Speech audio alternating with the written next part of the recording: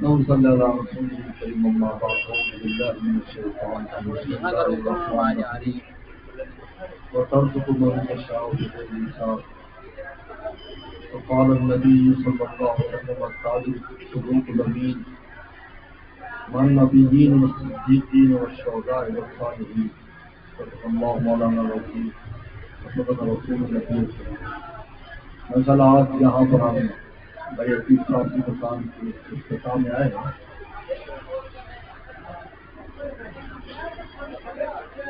نبی کریم صلی اللہ علیہ وسلم نے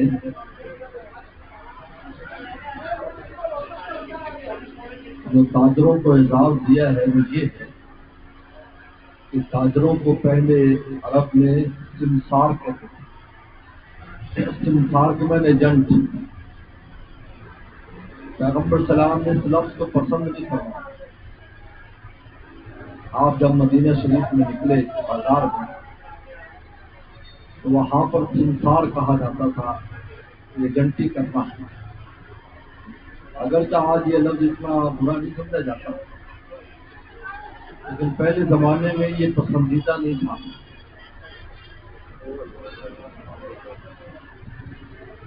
تو آپ نے فرمایا کہ میں تمہارا نام تجار رکھتا ہوں. سمسار میں تاجر رکھتا ہوں. یہ لفظ تاجر جو ہے یہ پیغمبر سلام ہے اپنی زبان مبارک سے کاروبار کرنے والوں کو عطا کیا ہے. یہ معمولی بات نہیں. اس لیے پیغمبر صلی اللہ علیہ وسلم فرمایا کہ اللہ نے اس امت کو تجارت سے برکت دی. تجارت کو پسند فرمایا اور اس پر ملنے والے نفع کو حلال قرار دیا. لیکن آپ نے تاجروں کے لیے دو بڑی اہم شرطیں لگائی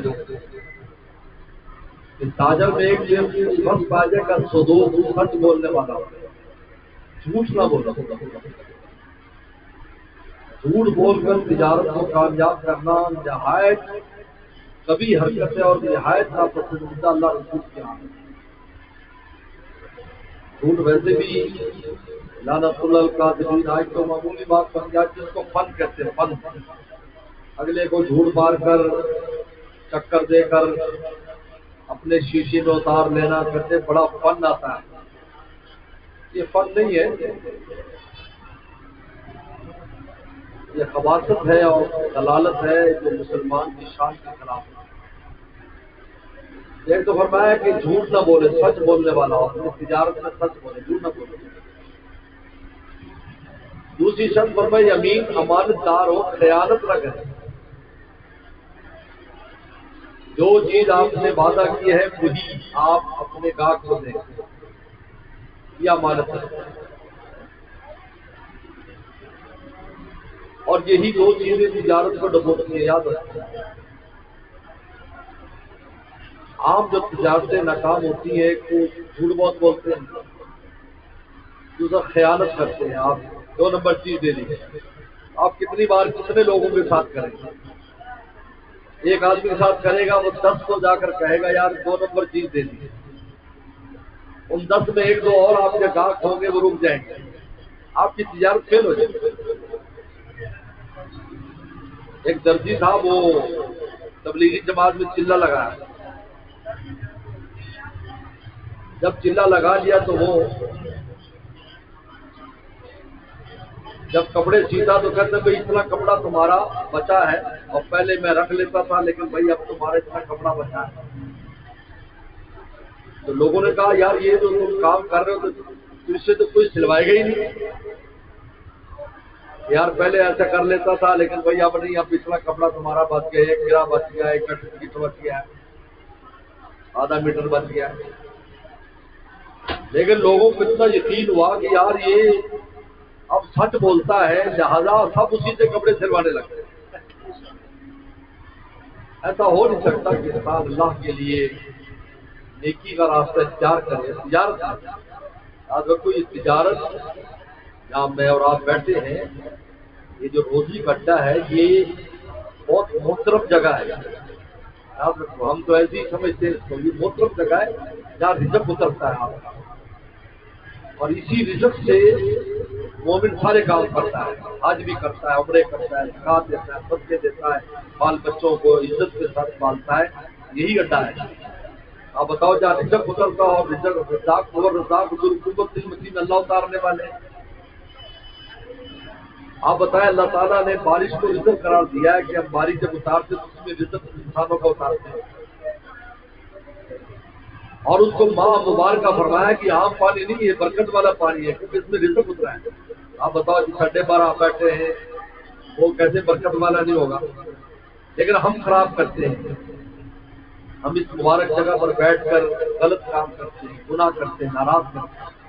اس لیے آپ نے فرمایا ان تاجروں کو فرمایا جو پوری کوشش سے صحیح تجارت کرتے ہیں پھر بھی غلطی ہو جاتی ہے۔ اور آپ نے کہا یار یہ جو چیز ہے بڑی شاندار چیز ہے یار، ایسی چیز مجھے ملے گی نہیں، ایسے کہہ دیا۔ اب یہ مبالغہ ہے، یہ دعویٰ ہے، یہ بالکل غائب کا، لیکن یار منہ سے نکل گئی۔ تو آپ نے فرمایا کہ جب بھی تم تجارت کرو تو اس میں شیطان اور گناہ آ جاتے ہیں، تو جب شیطان اور گناہ آ جاتے ہیں تو تمہارا وہ جو رزق آتا ہے اس میں شیطان کا اثر آ جاتا ہے، گناہ کا اثر۔ صبح عزت کرتے ہم روزانہ اس میں سے کچھ صدقہ کر دیا کرو تاکہ وہ پاک صاف ہو جائے۔ یعنی وہ لوگ جو صحیح تجارت کرتے ہیں ان کو بھی نصیحت کی کہ دیکھو بات میں کبھی کبھی بیشی کام جو ہو جاتی ہے تو شیطان فوراً آ جاتا ہے۔ شیطان کیوں آتا ہے؟ سوچنے کی بات ہے، یہاں کیوں شیطان آتا ہے؟ لیکن یہی لقمہ میرے اور آپ کے اور ہمارے بچوں کے پیٹ میں ڈالا ہے، اور جس لقمے میں شیطان کا اثر ہوگا ہمارے اس میں بننے والا خون ہم سے شیطانی کام کرائے گا۔ اس لیے شیطان اس مسئلے میں بہت کوشش کرتا ہے، میں آپ کو سفر نہیں کر سکتا۔ ہم تو دوسری چیزوں کو سمجھتے پھرتے ہیں، نہیں، شیطان رزق روٹی کے معاملے میں کیا ہی جو عمر فقر قرآن کرتا ہے، فقر کی جگہ واضح کرتا ہے، دیکھو تو فقیر ہو جائے گا، اللہ کے رستے میں خرچ مت کر، خرچ کرے گا فقیر ہو جائے گا۔ بھیا مرکم بالفحشاء، بعد میں فحاشی کا، بدماشی کا، نالائق حکم دیتا ہے، پہلے فقر دلاتا ہے، فقر وہ فقر اگر تجارت اب آئے اس کا اصلی زکات دینی، نہیں چھوڑ یار زکات کا کیا، تھوڑے پیسے دے اللہ کے رستے میں ہو گئے تو فقیر ہو جائے گا، 1 لاکھ روپے زکات دینی پڑے گی، جان نکل جائے گی۔ اللہ فرمایا ایسا نہیں کرنا شیطان کے کہنے پر۔ باقی بھی ہم نے دیا ہے، اگر 40واں حصہ ہم لے رہے ہیں تو باقی جو ہے وہ بھی تو ہمارے دیا ہوا ہے، تو 40واں حصہ کا مانگ رہے ہیں، 40۔ پہلی امت میں 5واں حصہ دینا پڑا، لاکھ میں سے ایک 5,000 دینے پڑیں گے، 5واں حصہ، اور اب 40واں حصہ، تو کتنا بڑا فرق ہے۔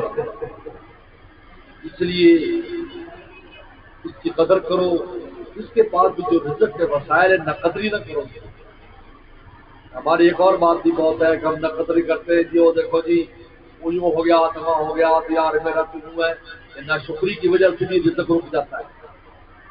اللہ تعالیٰ روٹی دے رہے، دیکھو ہر ایک کی روٹی الگ الگ ہے، ہر ایک کی روٹی الگ ہے، کسی نے سکی کھانی ہے، کسی نے چوپڑی کھانی ہے، روٹی مل تو رہی ہے، شکر کرو اس پر، اللہ کا بہت شکر ادا کرنا چاہیے۔ حضور اکرم صلی اللہ علیہ وسلم کھجور کے درخت کے نیچے بیٹھے تھے، کھایا کھجور کا تھا گرمیوں کے موسم، اور کنویں کا پانی لے آئے صحابی، اور کھجوریں توڑ کر دے دی، کھجوریں تو گرمی میں لگتی ہیں۔ میں عمر ہے، عمر یہی وہ نعمتیں ہیں جس کا آخرت میں سوال ہوگا۔ آج ہم سوچے یہ ٹھنڈی یک بوتل میرے سامنے پڑی ہے، وہ کنویں کے ٹھنڈے پانی سے، اور کھجوریں، اور کھایا کس کا؟ یہ پنکھے پنکھے نہیں ہے، ایسی ہے وہ درخت کا سایہ، اور میں یہ نعمتیں ہیں جس کا سوال ہوگا۔ آج تو اللہ نے نعمتوں کی بارش امت پر کی ہوئی ہے، ہمارے آبا و اجداد نے دیکھی بھی نہیں تھی۔ مجھے یاد ہے ہمارے ابا جان مولانا نیاز میر صاحب کو لاہور میں جانا تھا تو پورے ضلع میں دو آدمیوں پر کاریں تھیں، ایک خاکوانیوں کے پاس تھی اور رفیق شاہ صاحب مرحوم کے پاس تھی۔ پھر خاکوانیوں سے کار منگوائی اور ان کو لے گئے، کہوں گے جی کار کے بغیر سفر نہیں کر سکتے، ان کی طبیعت خراب ہے، یہ اسپتال داخل کرانا تھا۔ تو آج کیا حال ہے؟ آج تو اللہ کا شکر ہے چاہے وہ جھونپڑی میں بھی رہتا ہو، جب لاڑا بن کے جاتا ہے تو نئی کوڑی کراتا ہے کرائے پر اور فرنٹ پر بیٹھا ہوتا ہے کہ زیادہ جا رہا ہے۔ پہلے تو تصور بھی نہیں تھا اس کا، آج دن نہیں بتے۔ یہ خود اللہ کا شکر بھی ادا کیا کرو گا۔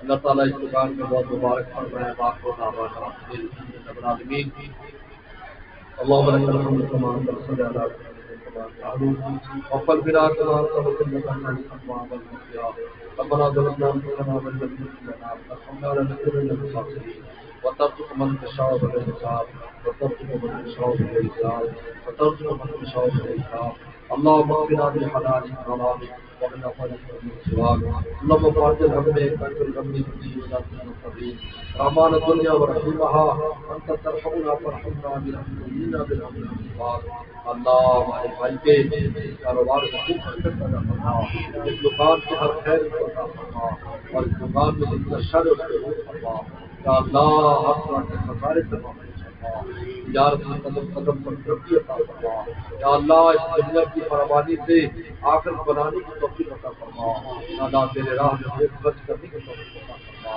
یا اللہ جتنے بھی پورے شہر کو یا اللہ برکت دے فرما، ہمارے پاس جتنی بھی رزق روٹی کی جو مسائل ہیں اس میں خیر و برکت عطا فرما یا اللہ آپ کے برکت کا موقع فرما، ہم سب کو ہدایت نصیب فرما، نیکیوں کی توفیق عطا فرما، ہر طرح کے گناہوں سے ہماری حفاظت فرما، ہمارے ملک کی خوب حفاظت فرما، اللہ ملک محفوظ ہے، ہم سب محفوظ ہیں، ملک کے اندرونی بیرونی تمام حادثوں سے ہمارے ملک کو محفوظ فرما اللہ، ہم سب کی مغفرت فرما، ہم سب کی مغفرت فرما، ہم سب کی مغفرت فرما ربنا تقبل منا انك انت السميع العليم صلی اللہ تعالی علی محمد وعلى آله وصحبه اجمعین۔